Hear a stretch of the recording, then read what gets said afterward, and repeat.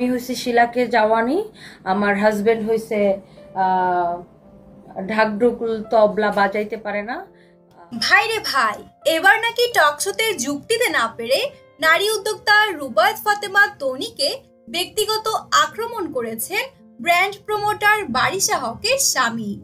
সম্প্রতি চ্যানেল আইয়ের এক টকশোতে হাজির হয়েছিলেন দেশের দুই পরিচিত মুখ, নারী উদ্যোক্তা রুবায়েত ফাতেমা তনি এবং ব্র্যান্ড প্রমোটার বারিশা হক, যেখানে উদ্যোক্তা এবং ব্র্যান্ড প্রমোটারদের মধ্যকার সম্পর্ক ও কাজ নিয়ে তাদের কথা বলতে দেখা যায়।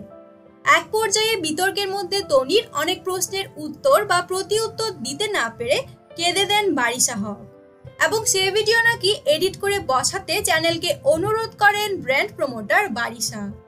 আর এই নিয়ে শুরু হয়েছে চরম দ্বন্দ্ব। তনি লাইভে এসে বলেন বারিশা হকের স্বামী নাকি বলেছেন আমি নাকি শিলাকি জাওয়ানি আর আমার হাজবেন্ড রাতে তবলা বাজাতে পারে না। এসব নোংরা কথার জন্য তনি অবশ্য জবাব দিয়েছেন বারিশা হক ও তার স্বামীকে। আপনার জামাই যে নোংরা স্ট্যাটাসটা দিছে আপনাদের সাথে না ঠিক আমাদের যায় না, ওই লেভেলটাই নাই। আমার সাথে বিতর্কে না পেরে এখন তার স্বামী আমাকে ব্যক্তিগত আক্রমণ করছে, এটা হ্যারাসমেন্ট।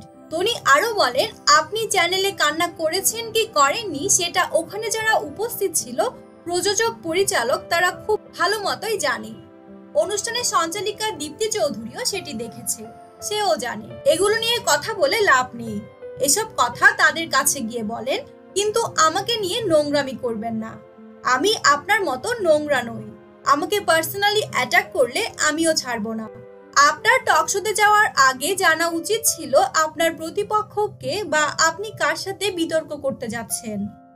আপনি রুবায়েত ফাতেমা তনির সঙ্গে টকশোতে গিয়েছেন, আপনার স্টাডি করে যাওয়া উচিত ছিল। বারিশা হককে উদ্দেশ্য করে তিনি বলেন আপনি কথা বলতে পারেন না দেখে কেঁদে ফেলবেন আর তারপরে বলবেন ভিডিও এডিট করে ছাড়েন, এটা খুবই বিরক্তিকর। মূলত এই দ্বন্দ্ব শুরু হয় চ্যানেল আইয়ের এক টকশোতে, যেখানে ব্র্যান্ড প্রমোটারদের গাফিলতি এবং কথা ও কাজের মিল না থাকা নিয়ে অভিযোগ দাঁড় করান নারী উদ্যোক্তা তনি। আর সেখানেই যুক্তিতর্কে না পেরে উঠে কান্না করে দেন ব্র্যান্ড প্রমোটার বারিশা হক।